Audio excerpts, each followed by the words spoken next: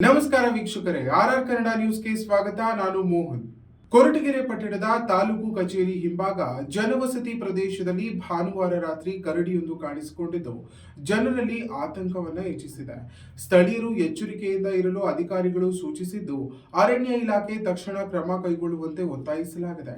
ಈ ಬಗ್ಗೆ ವರದಿ ಇಲ್ಲಿದೆ. ತುಮಕೂರು ಜಿಲ್ಲೆಯ ಕೊರಟಗೆರೆ ಪಟ್ಟಣದಲ್ಲಿ ಭಾನುವಾರ ರಾತ್ರಿ ಕರಡಿಯೊಂದು ವಸತಿ ಪ್ರದೇಶಕ್ಕೆ ನುಗ್ಗಿದ ಘಟನೆ ಜನರಲ್ಲಿ ಭೀತಿ ಮೂಡಿಸಿದೆ. ತಾಲೂಕು ಕಚೇರಿ ಹಿಂಭಾಗದ ಪ್ರದೇಶದಲ್ಲಿ ಕರಡಿ ಓಡಾಡುತ್ತಿರುವುದು ಕಂಡುಬಂದಿದ್ದು ಜನರು ಆತಂಕಕ್ಕೆ ಒಳಗಾಗಿದ್ದಾರೆ. ಇನ್ನು ಸ್ಥಳೀಯರು ತಕ್ಷಣ ಅರಣ್ಯ ಇಲಾಖೆಗೆ ಮಾಹಿತಿ ನೀಡಿದ್ದು ಕರಡಿಯನ್ನು ಸುರಕ್ಷಿತವಾಗಿ ಕಾಡಿಗೆ ಹಿಂತಿರುಗಿಸಲು ಕ್ರಮ ಕೈಗೊಳ್ಳಲಾಗುತ್ತಿದೆ ಎಂದು ತಿಳಿದು ಬಂದಿದೆ.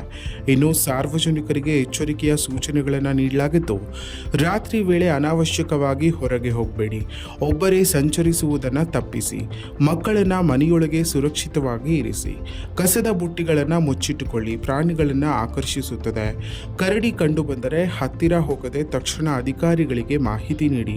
ಇನ್ನು ಫ್ಲಾಶ್ ಲೈಟ್ ಅಥವಾ ಶಬ್ದ ಮಾಡುವ ಮೂಲಕ ದೂರದಿಂದ ಎಚ್ಚರಿಕೆ ವಹಿಸಿ ಎಂದು ಎಚ್ಚರಿಕೆಯ ಸೂಚನೆಗಳನ್ನು ಅರಣ್ಯ ಇಲಾಖೆ ನೀಡಿದೆ.